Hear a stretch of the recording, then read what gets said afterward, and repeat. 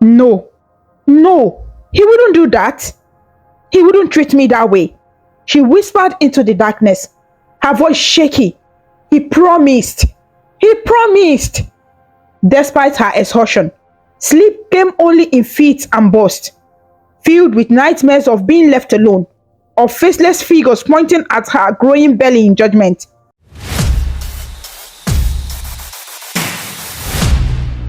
The late afternoon sun cast golden rays over the bustling streets of Benin City, illuminating the red earth and dust that swirled in the warm air. Horns blared from okadas and taxis navigating crowded roads, while market women called out prices of ripe plantains and yams to passing customers. Amid this vibrant chaos, Maduka arrived at his aunt's home with a small suitcase in hand, his chin lifted high with youthful pride. Maduka was a tall, broad-shouldered young man in his mid-twenties, impeccably dressed in a crisp white shirt and tailored trousers despite the heat. He had an air of confidence about him that turned heads as he passed, the sort of confidence born from good looks and the belief that he was destined for greatness. Maduka's aunt, Auntie Gladys, lived in a modest bungalow on a quiet side street away from the main market. The compound was lined with plants and a bright hibiscus hedge that Auntie Gladys tended lovingly. As Maduka opened the wrought iron gate, Auntie Gladys emerged from her veranda with open arms. She was a plump, middle-aged woman with kind eyes and a wide smile. "Ah, my son, welcome!" she exclaimed warmly, pulling Maduka into a tight hug. "It's been so long. Look at you, all grown and looking like a big Lagos man." She teased him, referring to the style he had adopted, a blend of cosmopolitan polish and a hint of Igbo flair from their ethnic roots. Maduka laughed and bent slightly to receive her embrace. "Auntie, it's good to see you. You haven't aged a day," he flattered, flashing a charming smile. He was always generous with compliments when he wanted to make a good impression. They settled on the cool veranda under a rotating ceiling fan. After offering him a glass of cold water and a plate of sliced mangoes, Auntie Gladys began to catch up on family news. As they chatted, she studied her nephew's face. It had been 5 years since she last saw him at his university graduation. Now, he spoke about searching for better opportunities in Nigeria or even abroad. Auntie Gladys sensed a restlessness in him, an ambition that burned bright but perhaps lacked direction. "You know, Maduka," Auntie Gladys said thoughtfully, "Benin City might surprise you. There are opportunities here too. And good people." She gave him a sly, knowing smile. Maduka raised an eyebrow, a playful smirk on his lips. "Auntie, are you already planning something? I can see that look in your eyes." Auntie Gladys chuckled. "It's just that a friend of mine will be visiting this evening, and she's bringing her niece Onome. They are from a respected family here in Benin. I thought it would be nice for you to meet some young people in the area, instead of cooping yourself up with old women like me." Maduka leaned back, interest piqued. The mention of a respected family did not escape him. His aunt, clever as she was, clearly had matchmaking in mind. "Onome, you say? That's an Edo name, isn't it?" he asked. "Yes, Onome is her name," Auntie Gladys affirmed. "She's a lovely girl, very polite, well educated. She's studying at Abraka Polytechnic and is home on break. The family is quite comfortable as well. Her father is a prominent businessman and her mother is a school principal." At the mention of the family's comfort and prominence, Maduka's eyes gleamed softly. He tried to keep his expression neutral, nodding as if taking polite interest. Inside, however, his mind was already turning. A prominent businessman father and a principal mother meant wealth and connections. Maduka had grown up in a humble family in the East. While they never lacked necessities, he had always hungered for the finer things and the status that money could bring. Perhaps This Onome could be an entering point into a more affluent world. That sounds nice, auntie, he said aloud, maintaining a casual tone. It would be good to make some friends around here. I appreciate you thinking of me. By early evening, the sun had dipped and a cooler breeze rustled the leaves of the plantain trees in the compound. Maduka had changed into a fresh shirt, a pale blue one that complemented his dark complexion, and he made sure his shoes were shined to perfection. Auntie Gladys teased him that he was more concerned with his appearance now than when he arrived, which he laughingly denied. When a knock sounded at the gate, Auntie Gladys went to greet her friend and the young guest. Maduka followed, straightening up, curious to finally meet this Onome. As the gate swung open, two figures entered, an older woman and, just behind her, a young lady. Onome stepped forward into the light of the veranda, and for a moment, Maduka was caught off guard by her appearance. She was in her early 20s, with a warm brown complexion that seemed to glow. Her hair was styled in neat braids that fell past her shoulders. She wore a simple yet elegant dress of Ankara print, the colors vibrant against the evening light. There was a natural beauty about her, not just in her features, which were gentle and attractive, but in the shy, genuine smile that graced her lips as their eyes met. "Good evening, ma." Maduka greeted the older woman, Auntie Gladys's friend, politely. "Good evening, my dear," the woman replied, then turned slightly. "This is my niece, Onome." Onome stepped forward and offered her hand. "Good evening," she said softly. Her voice was low and melodious, with a hint of shyness. Maduka smiled broadly and took her hand in a gentle shake. "Good evening, Onome. I'm Maduka. Auntie Gladys had told me a lot about you."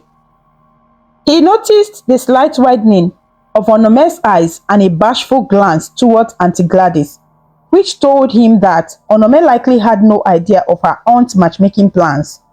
She laughed lightly. "I hope only good things," she said. "Of course, only good things." Auntie Gladys interjected cheerfully, ushering everyone to sit on the veranda. They sat under the soft yellow glow of the porch light. The elders, Auntie Gladys and Onome's aunt, started chatting about church and mutual friends. Meanwhile, Maduka found himself seated next to Onome on the wooden bench swing. He quickly took charge of the conversation with his easy charm. "I hear you study at Abraka Polytechnic," he began. "Yes," Onome replied, tucking a stray braid behind her ear. "I'm in my second year, studying business administration." "Ha! An aspiring business mogul," Maduka said with a grin. "That's wonderful. I also studied business administration for my first degree at University of Lagos." Onome's face brightened. "Really? That's great. How did you find it? Was it very challenging?" Maduka shrugged modestly. "It had its challenges, but I enjoyed it. I even started a small campus enterprise while I was there. I've always believed in being independent and making something of myself." This was partly true. He had dabbled in small ventures, though none had made him rich. Still, it impressed people when he spoke about his entrepreneurial spirit. Onome nodded, clearly interested. "That's inspiring. I've been thinking of starting something small too. Maybe a little retail business online while still in school, but I'm not sure how to go about it." "Oh, I could give you some pointers," Maduka offered smoothly. "Maybe I can show you some of my plans and you can learn from my experiences. I would be happy to help." Their conversation flowed easily. Maduka had a way with words. He was witty, attentive, and made sure to compliment Onome subtly. He praised her intelligence when she spoke about her coursework, and he admired her ambition when she mentioned her dreams of opening a boutique one day. All the while, he took mental note of the jewelry she wore, simple but elegant gold piece that hinted at family wealth, and the mention of her car. She casually referenced driving herself to visit a friend earlier, indicating she likely had her own car, a luxury for a student. As the night grew darker, Auntie Gladys brought out a tray of refreshments, chilled malt drinks, and a plate of groundnut and fried chin-chin. The small gathering felt warm and familiar. Laughter occasionally rose into the air when the older women recounted humorous stories, and Maduka even chimed in with a few funny stories from his youth, enjoying the way Onome's face lit up when she laughed. When it was time for Onome and her aunt to leave, Maduka walked them to the gate. The crickets were chirping in the bushes, and a few stars peeked out in the sky above. Onome's aunt thanked Auntie Gladys for the lovely evening and went ahead to start the car.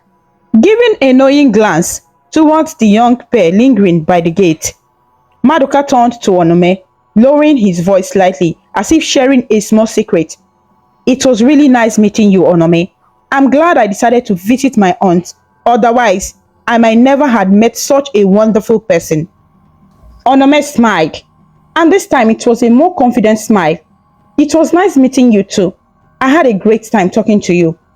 I would love to stay in touch, if you don't mind," Maduka said, already pulling out his phone.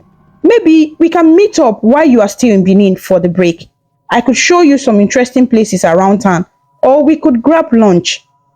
There was a brief pause, the kind when two young people feel the spark of something new and are both excited and a little nervous. Onome nodded, reaching into her purse. "All right," she replied. "That sounds nice." They exchanged phone numbers, fingers briefly brushing as she handed him a card she had pulled from her bag with her contact details. Even in that small touch, Maduka could sense her gentle warmth. "Good night, Maduka," Onome said softly as she moved towards her aunt's car waiting down the street. "Good night, Onome. I'll call you," he replied, watching as she walked away. In the pale glow of the streetlights, her figure was outlined with a graceful poise that lingered in his mind long after she had driven off. Maduka closed the gate and leaned on it for a moment, a satisfied smile playing on his lips. The evening had been more fruitful than he had anticipated. Onome was not only beautiful and pleasant to talk to, but she came from the kind of family that could open doors for him. He didn't feel any strong romantic pull towards her, nor the kind he had read about in novels or seen in movies, but he felt something else that was just as powerful to him at that moment: ambition. Onome could be the key to a future he yearned for, a future full of comfort, status, and perhaps even wealth if he played his cards right. Inside, Auntie Gladys watched her nephew through the window. Noting the way he lingered at the gate, lost in thought, she smiled to herself, hoping that this meeting would blossom into something good. She had always wanted to see Maduka settled and happy.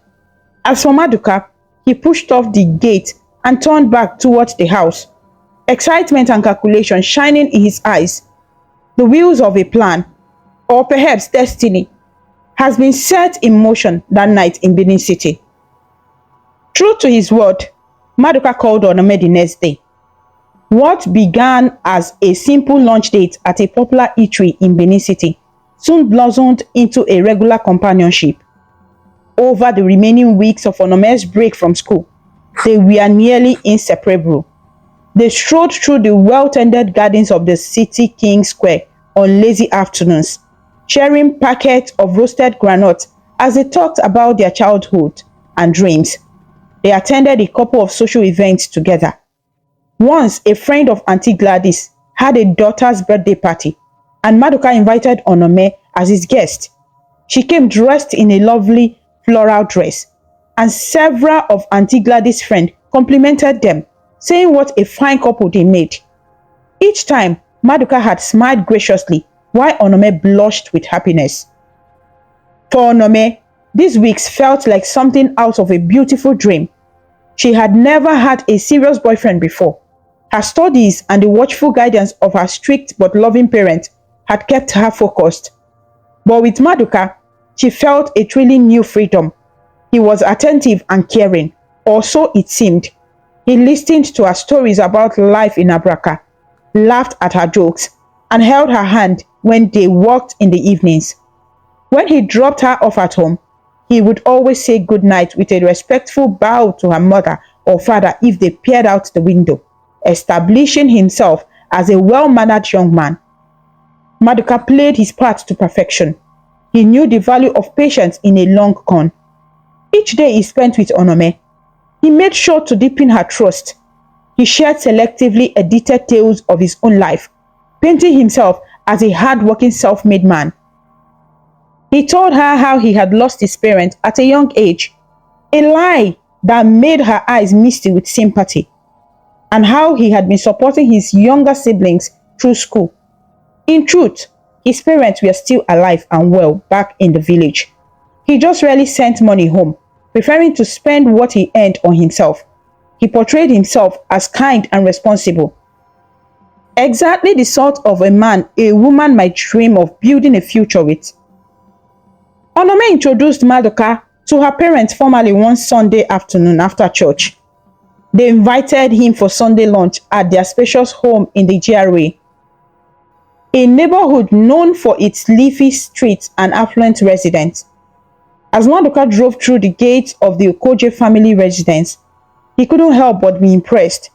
The house was a two-story building with cream-colored walls and a red tile roof, and two sleek cars were parked in the driveway. The front lawn was manicured with a small fountain bubbling at the center. The aura of wealth was unmistakable. Inside, the house was tastefully furnished with plush sofas, framed family portraits, and an imposing bookshelf that suggested a family that valued education. Onome's father, Chief Okoje, was a tall man in his 50s with a dignified bearing and a resonant voice. He welcomed Maduka warmly, shaking his hand with a firm grip. Her mother, Mrs. Okoje, was equally gracious, a woman with keen eyes that missed little. Over a delicious lunch of pounded yam and egusi soup, they asked polite questions about Maduka's background. Maduka had anticipated this and smoothly spun his story. He spoke of growing up in a respectful family in the East, glossing over financial struggles and instead highlighting values his parents instilled in him like hard work and honesty. He mentioned his degree from University of Lagos, which impressed Chief Okoje, an alumnus of the same university. When asked about his current pursuit, Maduka explained that he was exploring business opportunities and had a few prospects he was considering in Lagos, a foreshadowing of the larger lie he would later use. All the while, Onome sat quietly, her eyes shining with pride as her boyfriend made a favorable impression. She occasionally chimed in with a gentle word about how smart and driven Maduka was, clearly in love and hopeful that her parents would approve of him. By the time dessert, a sweet fruit salad was served, Chief Okoje was nodding in approval. "Young man," he said, "it's heartening to see someone so focused. Many youths these days only chase frivolities, but you seem to have a good head on your shoulders." "Yes, indeed," Mrs. Okoje agreed. She had been watching how attentively Maduka pulled out a chair for Onome and how respectfully he addressed them. "Onome tells us you have been very kind to her. We appreciate that. Our daughter is very precious to us." "I assure you, sir, Ma," Maduka replied with a humble smile, "I care about Onome deeply, and I have nothing but the best intention. She's truly one of a kind." He glanced at Onome and reached for her hand on the table, squeezing it lightly in an affectionate gesture. Onome beamed, and her parents exchanged pleased looks. It was as if an unspoken understanding had been reached at that table. The Okojes saw that this relationship could be heading toward a serious commitment, possibly marriage in the future, and they were not opposed. In his heart, however, Maduka felt only a flicker of triumph at their approval, not the gratitude or relief of a man in love. The meal concluded with cordial farewells and an open invitation from Chief Okoje for Maduka to visit anytime. "Our home is your home," he had said, patting Maduka's shoulder as he walked him to the door. "Feel free to call on me if you ever need advice or assistance with your business plans." That sentence reverberated in Maduka's mind on the drive home. Assistance with your business plans. Chief Okogie had unwittingly dangled bait in front of a hungry shark. Maduka's plans were starting to crystallize. If he could convince Chief Okogie or his wife to invest in a venture, he could get a sizable sum of money. More ambitiously, he was already considering using such money to fund his long-held dream of traveling abroad. He had a friend in Europe who had been encouraging him to come, promising to help him settle and find opportunities there. What had held Maduka back was lack of funds. Flights, visas, and establishing oneself overseas required money. Money he did not have, but the Okogies did. As the dry season gave way to the first rains, Onome's school break ended. She returned to Abraka to continue her semester, but not before extracting a promise from Maduka that he would visit. She had grown so attached to him in a short time, and he had become the center of her world. The night before she left, Maduka gave her a necklace, a simple gold-plated chain with a heart-shaped pendant.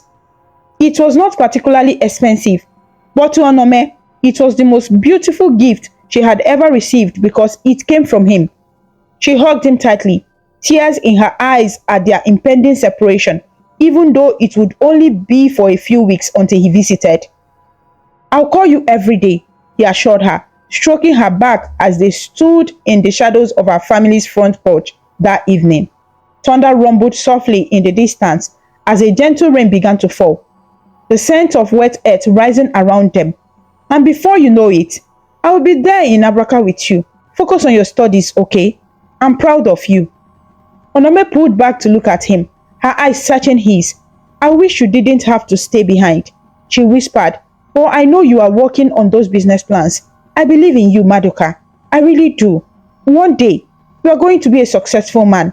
And I hope I'll still be by your side then." Her voice was filled with love and vulnerability. For a brief moment, something tugged at Maduka's conscience. Onome's faith in him was so pure and genuine. It was something he hadn't truly earned, yet she offered it freely. In the dim light, he saw the sincere adoration in her eyes. He leaned down and kissed her forehead gently, a gesture that made her close her eyes and smile. "You will be by my side," he lied softly. "I'm not going anywhere without you, Onome. I am not." It was the sweetest falsehood he had ever told, and she believed it without question. They parted that night, with the rain falling like tears from the sky. Onome left for Abraka the next morning. As promised, Maduka kept in touch by the phone. At first, he called daily, his voice warm and reassuring. He prepared his conversations with words of encouragement about her studies and little romantic phrases that made her giggle over the line. In truth, sometimes he put the phone on speaker and continued whatever else he was doing, giving just enough and "I miss you too" to satisfy her. He knew she was completely under his spell. During this time, Maduka also set in motion the next phase of his plan. He reached out to his friend in Europe, an old classmate named Emeka, who had moved to Spain, to get information on travel requirements and job prospects. Emeka told him that if he could come over, there might be a work in a cousin's import-export business. The idea of starting fresh in Europe excited Maduka. He imagined the prestige he would have returning home after making foreign money. The envy of his peers, it was an enticing future, and he intended to grasp it. However, obtaining a travel visa and buying a ticket would require money far beyond what he currently had. This is where the Okogies would unwittingly play their part. A few weeks into Onome's semester, Maduka paid a visit to Chief Okogie at his office in Benin City. He had called ahead, saying he wanted to discuss a business idea, and was thrilled when the chief readily agreed to meet him. Dressed in a sharp suit and carrying a neat folder with printed papers, Maduka pitched a carefully concocted business proposal for a Lagos logistics startup, a false venture he had designed solely to sound promising. He had sprinkled the proposal with industry jargon and even included a page of projected earnings, all fabricated, of course. His plan to request a loan or investment from Okogie, framing it as a chance to support his future son-in-law in a lucrative venture. Chief Okogie listened intently in the plush leather chair of his office, occasionally interjecting with a question. Maduka answered smoothly, having rehearsed his responses to the potential queries. By the end of the meeting, the older man was impressed. You've really thought this through, Maduka. Impressive. And you are sure about the visibility? Yes, sir. Maduka nodded earnestly. I have contacts in Lagos ready to help my kickstart operations. All I need is the initial capital to get it off the ground. I'm confident it will turn a profit within a year, and I can pay back any loan with interest. He made sure to emphasize paying back to make it seem low risk. Chief Okogie leaned back, fingers stippled. How much are you looking at? This was the moment. Maduka's heart pounded, but he maintained a calm facade. 10 million naira, sir, he said steadily, specifying an amount that was significant but not outrageous for someone of Okogie's means. The chief pursed his lips, considering. That was a substantial sum, but not impossible. That's a lot of money, son. You are practically family already. But money matters are delicate. What collateral or plan do you have for repayment if things don't go as expected? I understand completely. If things go south, though I'm sure they won't. I have some land back in my village from my late parents that I could sell to repay. And I would also sign any agreement needed. Another lie. The little land his parents had was still theirs and barely worth that amount. But he banked on not having to test that. Chief Okogie nodded slowly. He liked Maduka, and the young man was dating his daughter seriously. Helping him succeed would ultimately benefit Onome too. Perhaps seeing his hesitation, Maduka added quietly, Sir, I wouldn't come to you if I truly had other options. You've seen my sincerity with Onome. I want to build a stable future for her, for us, and that is why I've worked so hard on this plan. I wouldn't be asking if it wasn't important. At the mention of building a future with Onome, the chief softened. He finally gave a chuckle. All right, let me discuss with her mother. We will see what we can do. Consider it our way of setting you young ones on the path to success. Gratitude poured from Maduka in waves of thanks. He left that office feeling elated. Within a week, Chief Okogie arranged the sum, partly as a loan from a cooperative he was part of, and partly from personal savings, and handed a check to Maduka. When handing over the money, Chief Okogie's hand placed a hand on Maduka's shoulder. This is for the business. Make it work, my boy.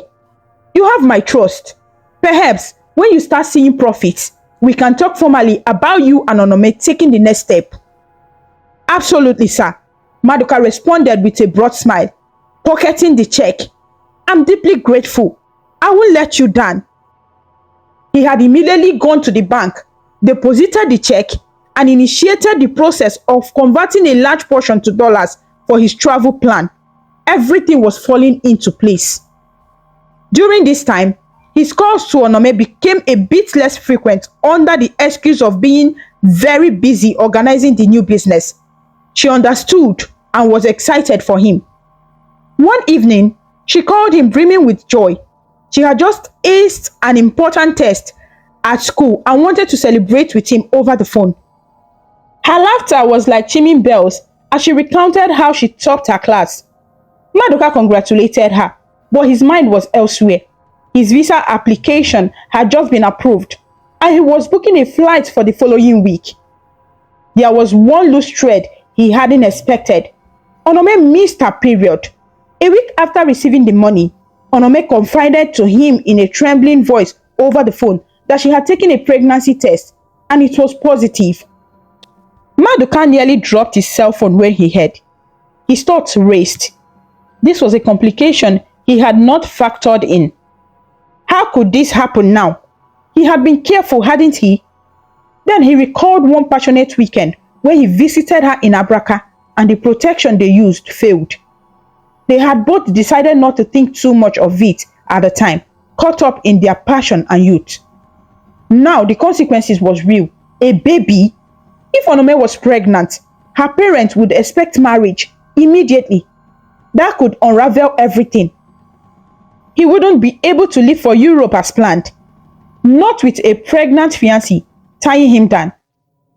His dreams of escaping and making wealth abroad would be dashed, replaced with a domestic life he wasn't ready for. A life he never truly intended to commit to. Maduka, are you there? Onome's voice was small and scared on the line. Please say something, I'm terrified. He realized he hadn't spoken for a long time. Taking a deep breath, he forced calm into his voice. I'm here, my dear. I'm just surprised. But it's going to be okay. He clutched the phone tightly, mind racing for a solution that didn't involve abandoning all his plans. Listen, don't worry. We'll figure out this. I promise. Just don't tell anyone yet, okay? Not until we decide what to do. Onome let out a shaky breath. Okay, I haven't told anyone. I've been so afraid. I thought that you'd be angry. No, I'm not angry, he said, managing to sound gentle. These things happen. It just means we have to adjust our plans a bit. Even as he spoke, he felt a surge of resentment at the situation. Not necessarily at her, but at the timing. I can take some time off to visit you in Abraka this weekend, and we will talk it through, he said, mind calculating. He needed to buy time. His flight was in 5 days. He would already be gone by the weekend. He had no intention of actually making that visit. But he had to keep her calm for now. Maybe, his voice lowered, maybe we consider taking care of it quietly, since we are not yet ready to settle down. Only if you want, of course. He felt a punch of cowardice suggesting she terminate the pregnancy, but it aligned with his interest. There was silence, then Onome replied slowly, I don't know. I'm scared of that too. But if we are not ready, and my parents, oh God, my parents would kill me if they find out I'm pregnant out of wedlock. She cried softly, fear evident. I know, Maduka stuttered.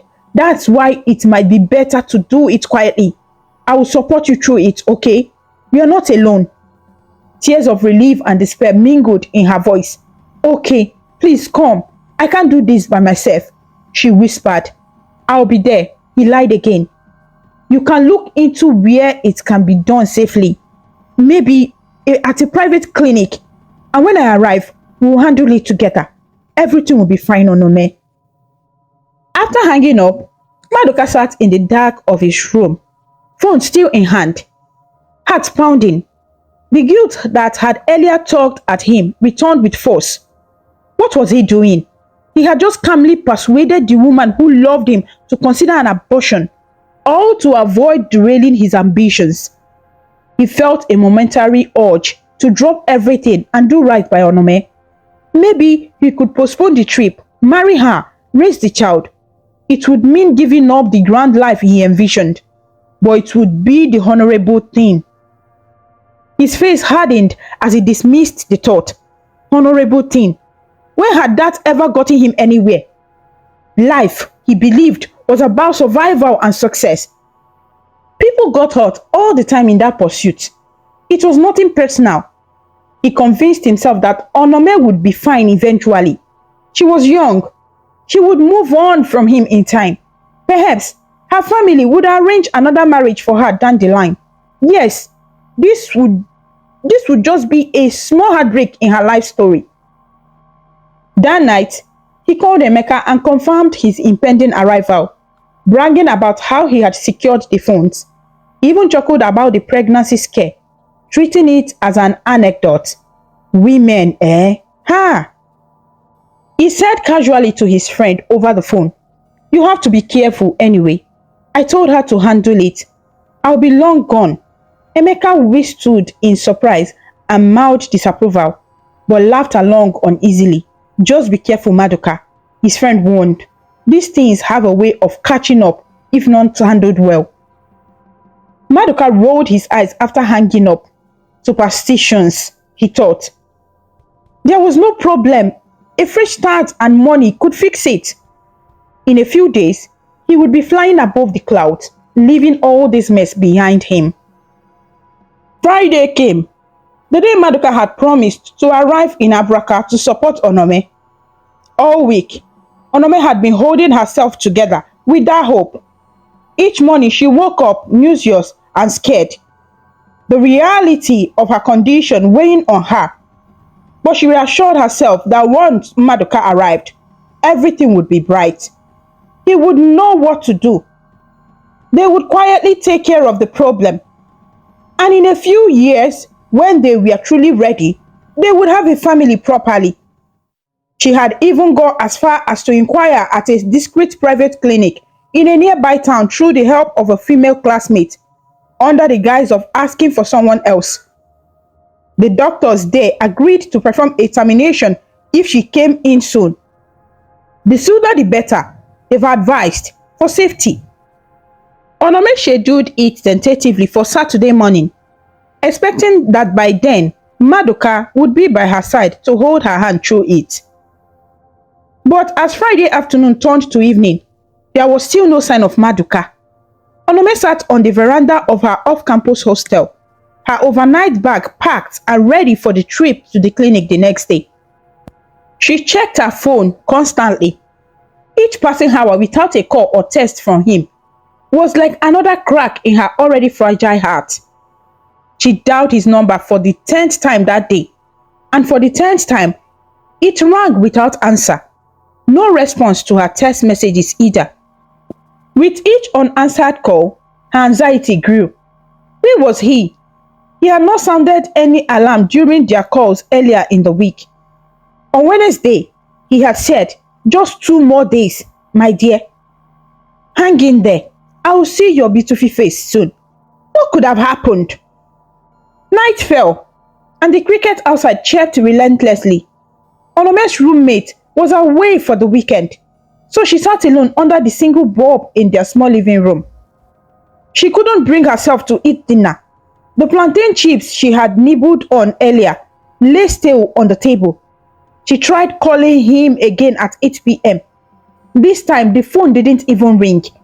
It went straight to a recorded message. "The number you are trying to call is switched off." Switched off? A cold wave of dread passed over Onome. Why would his phone be switched off? Even if he was traveling by road, he would have been in reach of network signal at some point. Had he run into trouble? An accident? Her mind jumped to awful possibilities. But surely, if something terrible had happened, someone would contact her auntie or her. She realized she didn't have any contact for his auntie in Benin. All her connections to him were through him directly. By midnight, as a heavy rain drummed on the roof, Onome curled up on her bed, phone clutched to her chest, tears streaming down her face. A terrible, more likely explanation had begun to form in her mind, one she had tried to push away. Maduka wasn't coming, perhaps. He never intended to. No, he wouldn't do that. He wouldn't treat me that way. She whispered into the darkness, her voice shaky. He promised. Despite her exhaustion, sleep came only in fits and bursts, filled with nightmares of being left alone, of faceless figures pointing at her growing belly in judgment. She woke up multiple times, each awakening a fresh reminder that she was alone in her crisis. Saturday dawned grey and sullen. The appointment at the clinic was for 10 a.m. At 7 a.m., Onome tried calling Maduka again, still off. Desperate, she thought of calling her aunt, the one who introduced them. Maybe her friend, Auntie Gladys, would know something. Hurriedly, she riffled through her belongings for the little card Auntie Gladys had given her with her phone number in case Onome ever needed anything in Benin. Finally finding it in a drawer, she dialed the number. It rang a few times before a groggy voice answered. It was Auntie Gladys. "Hello, who is this?" "Auntie, it's me, Onome," she said, voice quavering. "Onome, my dear, are you alright? It's quite early." Auntie Gladys' voice became an alert with concern. "Auntie, please, have you heard from Maduka? He was supposed to come see me. I can't reach him." The effort to sound calm failed. Her words came out choked. There was a pause. "Maduka." Auntie Gladys sounded puzzled. "He left Benin 2 days ago. I thought he went to see you." 2 days ago? Onome's heart lurched. He left. Did he say where he was going exactly? "He just said he had to travel to Lagos for urgent business matters." Auntie Gladys replied, her tone growing worried. "He promised to be in touch." "You mean he isn't in Abraka with you now?" Onome's free hand flew to her mouth, stifling a sob. She fought to maintain composure. No, ma. He never arrived. And his phone is off. I'm scared. I don't understand what is happening." "Oh my God." Auntie Gladys muttered. "My dear, please take it easy. Maybe there are some mistakes or an emergency came up. You know what? Let me try to contact a friend of his. I'll call you back, okay? Just hold on." "Okay, Auntie," Onome said softly and ended the call with a faint thank you. She sat on the edge of her bed, numb. The tiny flame of hope that had still flickered, that there was a good reason for his absence, was dying. Half an hour later, her phone rang. It was Auntie Gladys. Onome answered with trembling hands. "Hello?" Auntie Gladys spoke hesitantly. "Onome, I got in touch with someone, one of Maduka's cousins. He said Maduka traveled out of the country yesterday. He boarded a flight to Spain." The words echoed in Onome's ears as if spoken down a long tunnel. Out of the country, flight, Spain. It didn't make sense. It couldn't be. "There must be a mistake," she managed to say. "He wouldn't do that without telling me. Without saying anything to me." I'm so sorry, my dear," Auntie Gladys replied, anguish in her voice. "I'm in shock too. All he told me was that he had a business opportunity in Lagos. I had no idea he planned to leave Nigeria. I don't understand it. He didn't even say goodbye." At that, a dim inside Onome broke. Her betrayal, fear, and heartbreak poured out in a wail that she could no longer contain. "Auntie, he left me," she cried into the phone, her body shaking. "How could he do this? He took money from my parents for business. He promised he would be here for me. And now he is gone. He is gone, Auntie." She couldn't bring herself to mention the pregnancy over the phone, but the agony in her voice was unmistakable. "Oh, Onome," Auntie Gladys whispered, sounding on the verge of tears herself. "I don't know what to say. This is terrible." "Maduka, I never thought he could do such a thing. This is not how we raised him. God knows. I'm sorry. I'm so sorry." Fresh sobs racked on Onome's body. The betrayal was complete and undeniable now. Maduka had deceived everyone. He had used her, taken her body and her family's money, and vanished to a foreign land without a backward glance. The love she thought they shared had been a lie. After a long moment, Auntie Gladys spoke again, voice firm despite her sorrow. "Listen to me, Onome. You must tell your parents what is going on, at least about the money. They need to know what he did, and if there is more to tell. You should not carry it alone. They love you. They will stand by you."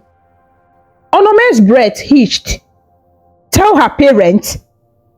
How could she tell them any of this? That she had been fooled by a man they trusted.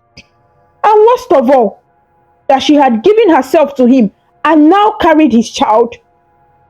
The very thought made her throat close in panic.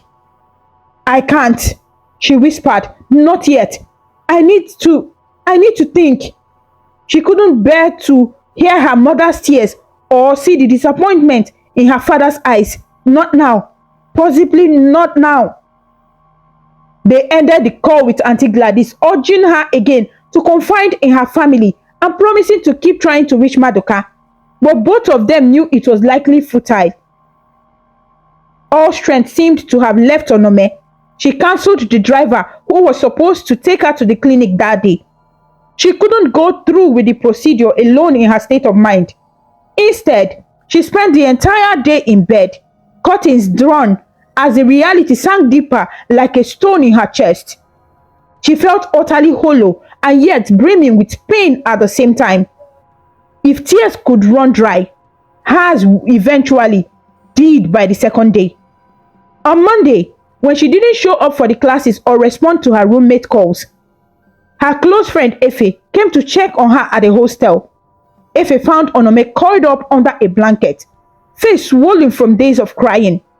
Concerned, Efe pressed for what was wrong, and bit by bit, the story spilled out, except for the pregnancy, which Onome still couldn't voice aloud. She simply said she was sick, to explain her drawn appearance and maybe to hint at why she needed the clinic. Efe was horrified and furious on her behalf. That devil! How could he? After everything, she exclaimed, pacing the room. We all thought he was so decent. My God! Onome, your parents must be told. That money! My father would skin me alive if they tried that with me. We have to tell them so they can maybe do something. Could he be arrested for fraud? But he's gone abroad, Efe fumed. But for all her friend's righteous anger, Onome remained listless. What's the point? She said in a flat, hollow tone. He's gone. He's not coming back. The money. I don't even care about the money. I care about him. And it was all a lie. Her voice broke again, fresh tears glistening. I was just a means to an end for him. Efe knelt and put an arm around her. I know it hurt, she whispered. I can't imagine how much it hurt. But you can't keep this all inside. It will break you, please. Let's at least tell your mother. She will understand. She loves you. But shame clawed at Onome. She imagined her mother's face, hearing that her only daughter had been used so callously. And if her mother found out about the pregnancy, the scandal would be unbearable. Unmarried daughters from good families in their community did not get pregnant and then jilted. Not without certain tongues wagging and bringing dishonor. I need time, Efe, Onome said quietly. Just a little time to think. I'll tell them, I promise. Just not yet. I need to sort out myself first. Efe reluctantly agreed to delay, but insisted on staying with Onome for a few days to make sure she ate and wasn't alone. During those days, with her friend's care, Onome regained some physical strength, but her emotional state remained fragile. She vacillated between fury at Maduka's deceit and aching sorrow at the loss of the future she had dreamed of with him. Even if that future was built on lies, it had felt real to her. Every ring of her phone made her jump, both dreading and longing to see his name on the caller ID, to hear an explanation or apology. But there was nothing. It was as if he had been a phantom, now vanished with the dawn. The following week, Onome began experiencing sharp cramps. Initially, she had dismissed them as stress or perhaps the onset of a miscarriage. Part of her almost wished the problem would solve itself, so she would be spared making the awful decision about the pregnancy. But the cramps intensified and were accompanied by alarming spots of blood. Efe became concerned and insisted she see a doctor. At the clinic in Abraka, the doctor examined her and delivered grim news. She was at risk of a miscarriage or complications. When pressed gently about whether she had attempted any abortion-inducing method, perhaps suspecting from her condition, Onome broke down and admitted she had taken some herbal concoctions a local nurse had given her to try to induce a miscarriage when she lost hope of Maduka's return. She hadn't told Efe, sneaking out one afternoon to take the risky route out of desperation. It hadn't worked fully. Instead, it left her with partial bleeding and severe pain. The doctor scolded her kindly but firmly. "You could lose your life this way, young lady. We need to do a proper procedure to clean you out. Otherwise, you will continue bleeding and risk a deadly infection." They recommended an urgent evacuation procedure. A D&C. Fear overwhelmed her. Fear of dying and fear of living with the guilt and shame. Lying on a hospital bed the next day, as the doctor prepared to perform the procedure under sedation, tears slipped from Onome's eyes onto the pillow. She wished fervently that she could turn back time, that she had never met Maduka that night at Auntie Gladys's house, that she had been wiser or more cautious, but it was too late. Her reality was one of heartbreak and dangerous choices. They put her under anesthesia for the procedure. When she woke up, it was evening and a heavy rain was lashing at the hospital windows. She felt groggy, with dull aches in her body and a raw emptiness in her soul. Efe was sitting by her beside bed, holding her hand.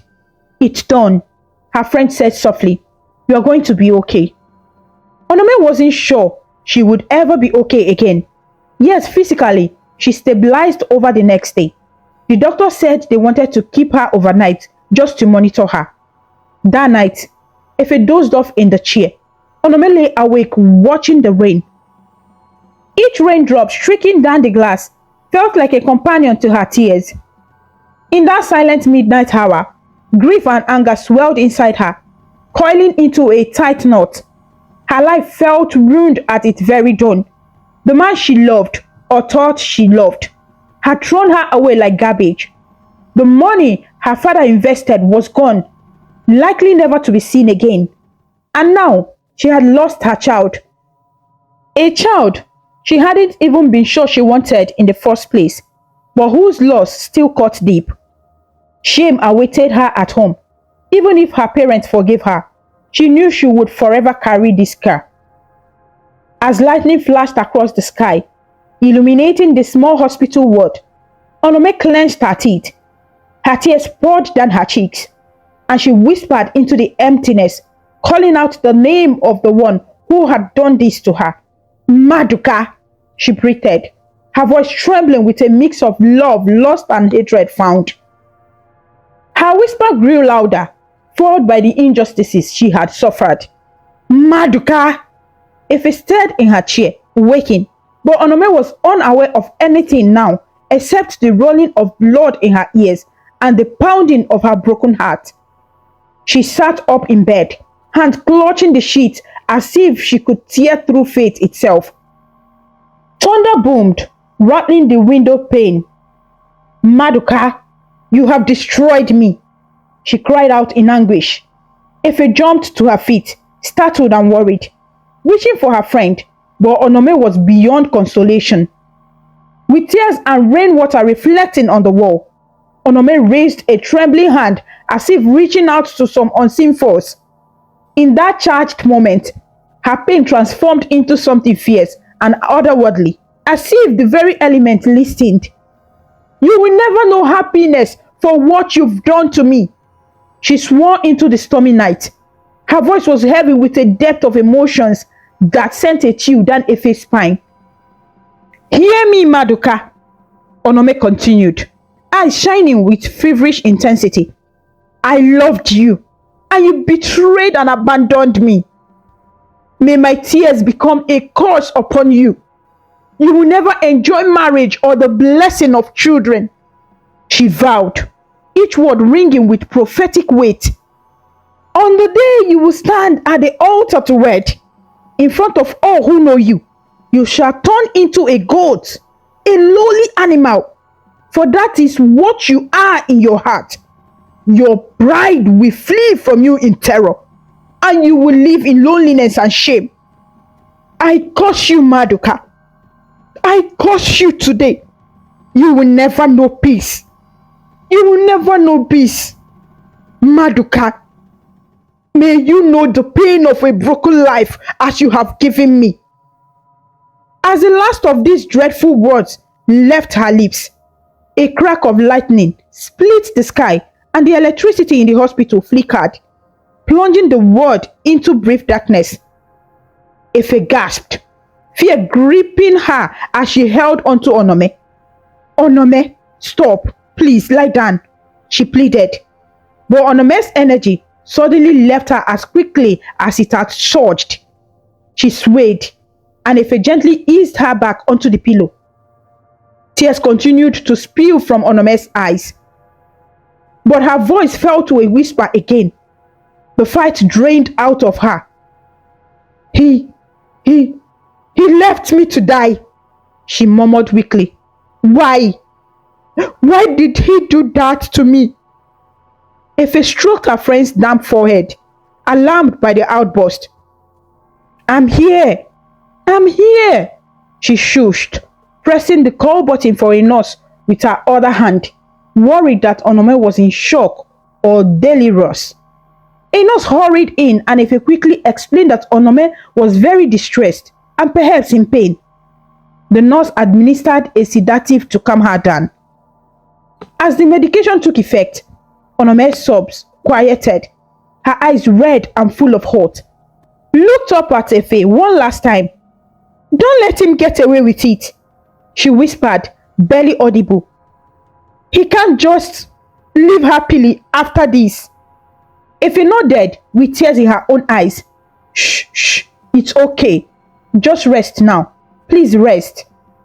Onome closed her eyes, exhaustion and drugs pulling her under. In the silence after the storm, she drifted into a troubled sleep from which, unknown to anyone by her bedside bed, she would never truly awaken. During the deepest part of the night, complications from the procedure and the strain on her body triggered. The nurses rushed to stabilize her, and for a few hours, it seemed they had succeeded. But by dawn, Onome Okogie took her final breath, slipping away with that curse on her lips and heartbreak in her soul. When the sun rose over Benin City that morning, the Okogie family's world collapsed. The hospital notified her parents of an unexpected complication, carefully skirting around mention of the abortion. The news that their beloved daughter had died was like a bolt from the blue. Chief Okogie and his wife were devastated and bewildered. It was only later, through Efe and some pieced together clues, the discovery of Onome's pregnancy and the betrayal that preceded her death, that they learned of the full tragedy, how the bright light of their lives had been extinguished by one man's deception and their daughter's resultant despair. A small private burial was held in her town, under heavy clouds that threatened rain but held off as if even the heavens were mourning in the hushed silence. As the coffin was lowered into the red earth and mourners sobbed quietly, none among them knew of the curse that Onome had pronounced. None, except perhaps the wind that rustled through the trees and the spirit of the girl herself, watching with sorrow and wrath from the other side.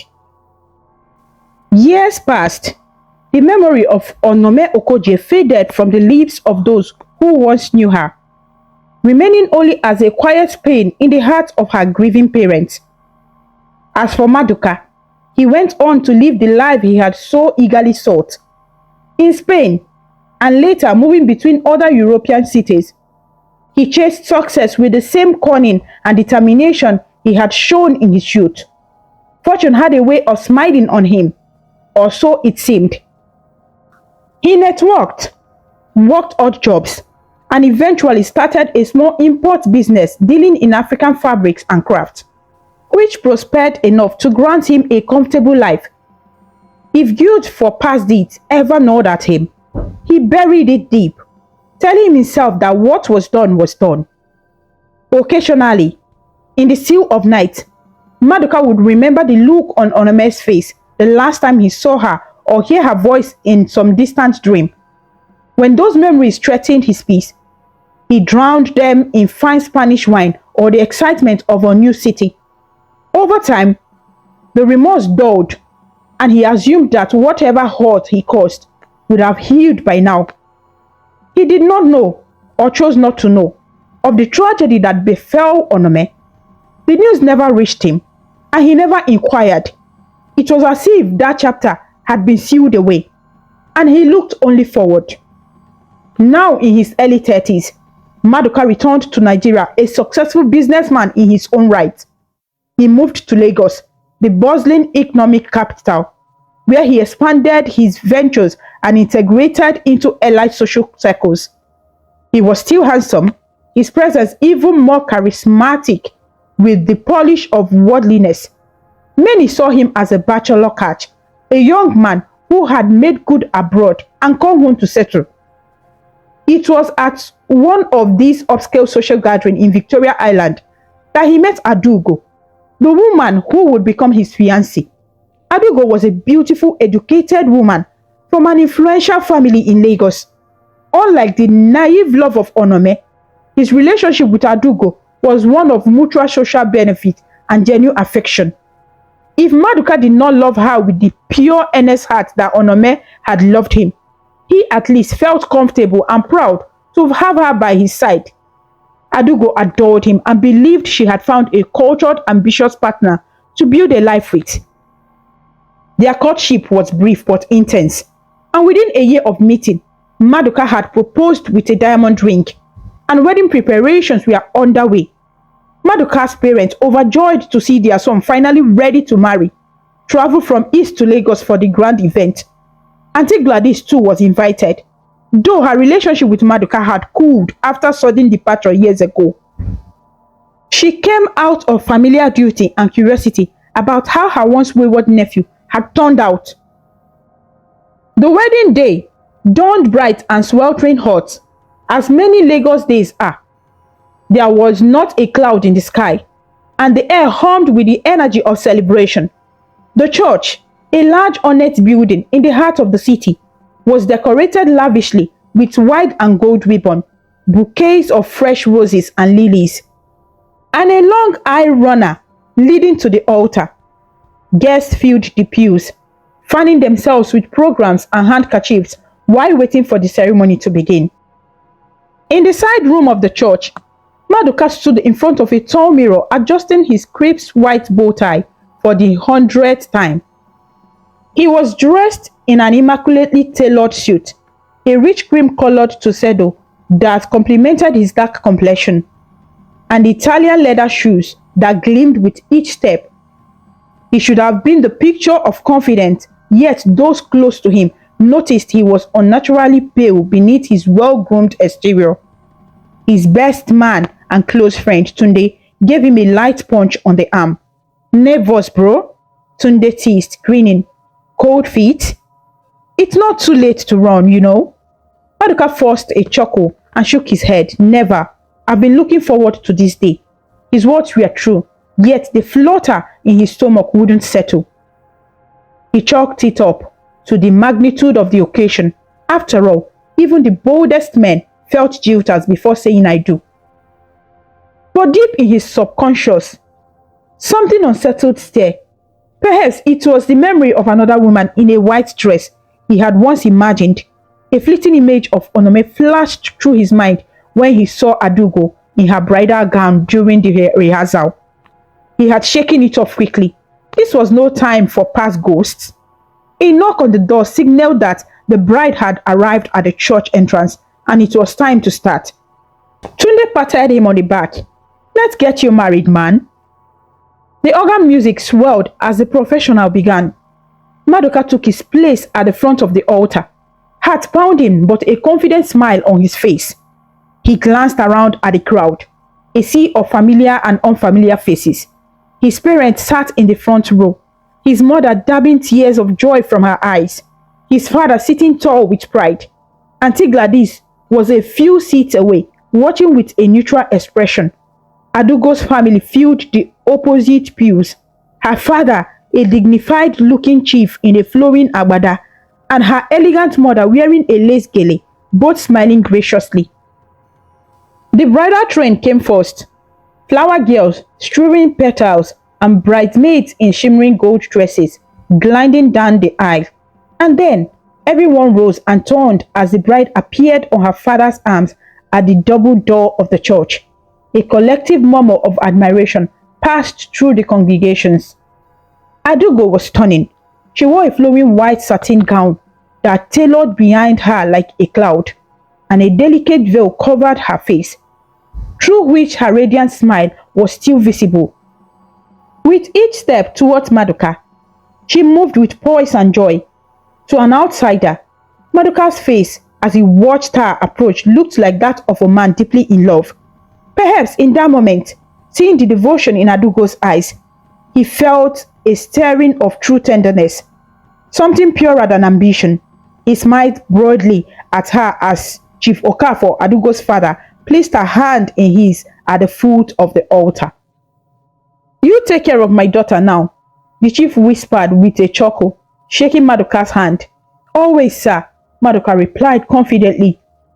The priest began the ceremony with a warm welcome and an opening prayer. The church's air conditioning hummed softly, battling the heat of the crowded space. Beads of sweat formed on Maduka's brow, but he attributed it to standing under the bright light and the weight of the moment. Adugo squeezed his hand, and he squeezed back, exchanging a brief grin. The service proceeded smoothly. Readings from the Bible, a short sermon on love and commitment, and a beautiful solo by a choir member. Tunde occasionally elbowed Maduka playfully and wiggled his eyebrow whenever the priest mentioned the duties of her husband, trying to make him laugh. Maduka rolled his eyes in amusement at his friend's antics, but stayed focused. Finally came the exchange of vows. They decided to do the traditional recitation after the priest. Rather than personal vows, Maduka took a deep breath and repeated after the priest, "I, Maduka, take you, Adugo, to be my wedded wife, to have and to hold, from this day forward, for better or for worse, for richer or for poorer, in sickness and in health, to love and to cherish, till death do us part." His voice was steady, each word pronounced clearly, echoing in the lofty chamber of the church. As he spoke, a few people noticed something odd, a quiver in his tone towards the end, as if he were struggling with a sudden emotion. But those nearest assumed it was the groom choking up with happiness or nerves. Adugo's turn came. She smiled brightly and began to repeat the vows after the priest. Maduka watched her, his mind momentarily drifting to the future, picturing a happy life with this woman, children running around, the admiration of society. Yet in that hazy envisioning, an intrusive memory pierced through. Onome's face, eyes filled with tears, looking up at him and asking, "Why did you do this to me?" Maduka blinked, his heart skipping. Where had that come from? He hadn't thought of that in so long. For a second, he felt dizzy. The church seemed to dim, and a faint ringing hummed in his ear. Adugo noticed him, and then whispered, "Are you all right?" Behind her vow recitation, he nodded quickly, forcing a smile. The priest, thinking the groom was overcome with emotion, smiled and said, "Take your time, son." A soft chuckle rippled through the guests. Maduka straightened. This was ridiculous.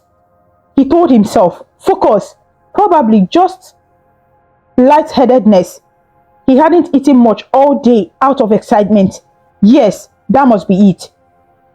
He took Adugo's ring from Tunde, and as Adugo held out her hand, he repeated after the priest, "With this ring, I do wed you, and with all my worldly goods I do endow." He slid the gleaming band on her finger. His hand trembled slightly. Adugo thought it was a sweet sign of his emotion. Now it was Adugo's turn to place a ring on Maduka's finger. She picked up the ring from her maid of honor's trembling hand and faced him.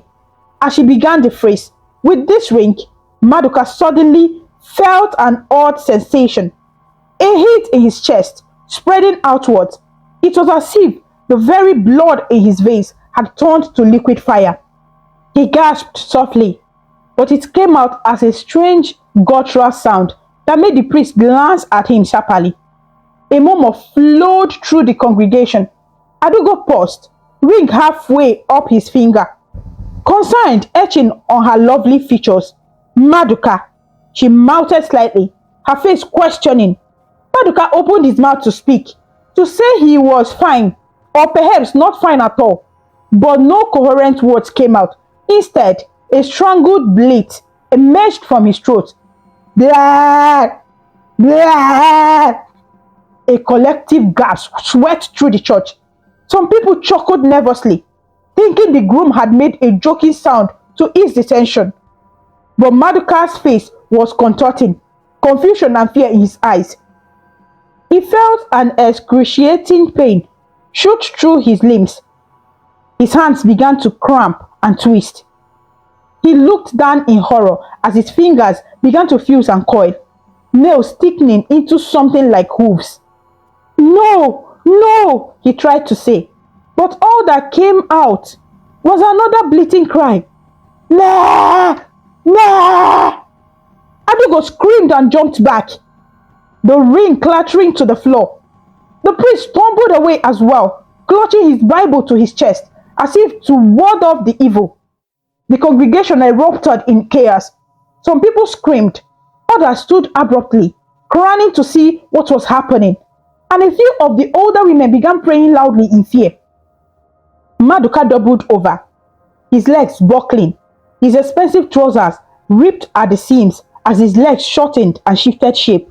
Within moments, the groom who had stood at the altar was gone, and in his place, a goat struggled within a tangle of oversized clothing. The goat's coat was a dark brown, its eyes wide and rolling widely in panic. It kicked and tangled further in the remnants of the cream tuxedo, letting out high-pitched bleats that echoed in the microphone speakers.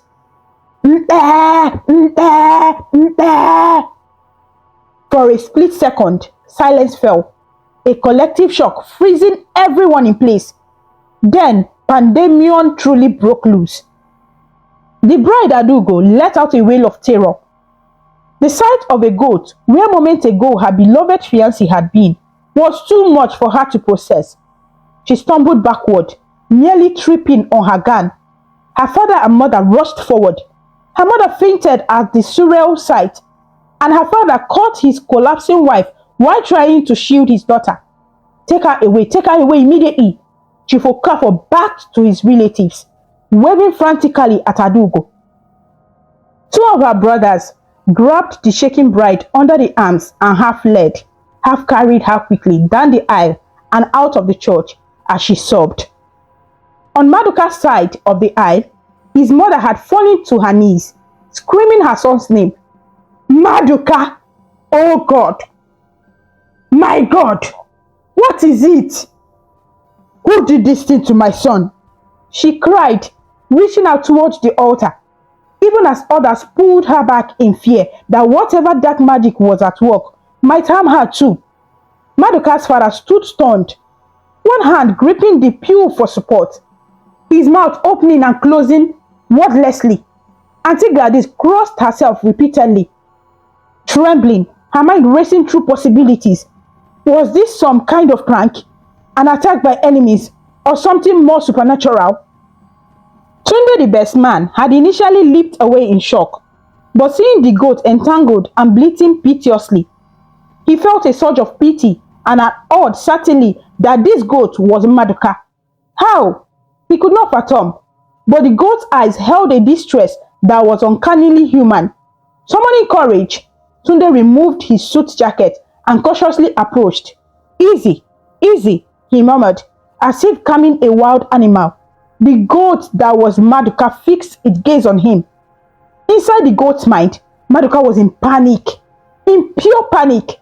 He could understand everything. He knew who he was, but he was trapped in this alien form.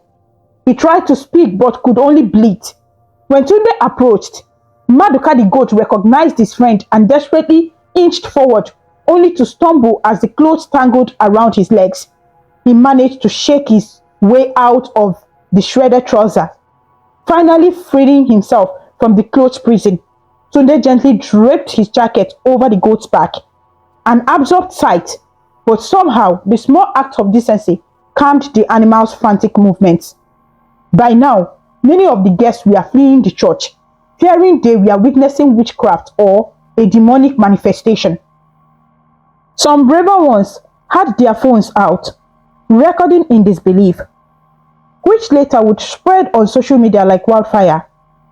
Others huddled in prayer circles near the exits, casting out whatever evil had befallen the day. The priest, shaking from head to toe, began sputtering Latin prayers of exorcism from a distance, too frightened to go near the creature on his altar. In nomine Patris, et Filii, et Spiritus Sancti, he intoned, voice quavering, sprinkling holy water in the general direction of the chaos. Amid this turmoil, a petite elderly woman, one of Adugo's great aunts known for her spiritual insight, raised a cry above the others. This is not witchcraft of our doing. It's judgment, she declared, eyes wide as she pointed at the goat. The sins of the groom have found him out. Her proclamation struck a chord of silence for a moment. Judgment, sin. People looked from the goat to the devastated groom's family and back with a mix of horror and curiosity. Maduka's mother crawled forward on her hands and knees, tears streaming down her face, until she was just a few feet from the goat. She reached out trembling hands. Is that you, my son? She whispered. The goat turned toward her, an almost human sorrow in its eyes, and bleated softly. It was as if he was crying. She wailed and covered her mouth, then looked around wildly. Someone help us, please. Please help us. Tunde and a few other men managed to head the goat off the altar and into the sacristy at the side of the church. Away from the panicked crowd, they shut the door behind them. Inside the small room filled with vestments and ceremonial items, the goat immediately went to a corner, shivering and confused. Tunde crouched near it, not too close, unsure what to do. One of Maduka's uncles joined them, sweating and muttering prayers under his breath. We need to get him out of here, back home or somewhere safe, Tunde said in a low voice to the uncle, who nodded vigorously. Under the cover of further chaos, as some people remained to pray and others milled about in the churchyard in shock, Tunde fetched a large base sheet meant for decorations and with the uncle's help, swaddled the goat to avoid drawing attention. Under the guise of carrying out a heavy object, they smuggled the trembling creature out a side door and into the back seat of Tunde's car. Maduka's mother and father, seeing this, quickly followed and squeezed into the car. Auntie Gladys, after giving a hasty apology to the bewildered bride's family and promising that they would sort out whatever attack had happened, joined them as well. They sped away from the church, leaving behind stunned guests and a shattered bride. Inside the car, the only sound was Maduka's mother's quiet sobbing and the occasional sniffling bleat from the goat. Maduka's father sat rigid in the front seat, fists clenched on his knees, as if trying to master a situation far beyond his experience. Auntie Gladys silently rubbed the rosary in her hand, lips moving in prayer. The goat lay on the back seat, wrapped in the sheet, eyes darting between the faces of his loved ones. How is this real? Maduka thought frantically. What have I become? He had no answer, but in the depth of his animal heart, a dreadful understanding began to dawn. Tied to that memory which had assaulted him at the altar, Onome. He remembered how he had left her, pregnant and desperate. He thought of the money he had stolen from her family, and though he did not know of her death, he could guess that what had happened to him was no random act of evil. It had the stench of retribution, a curse. The idea made him want to reject it, but the evidence of it was undeniable in the form of his goat body. Back at the Okafor residence, Adugo's family home, Chaos, resigned too.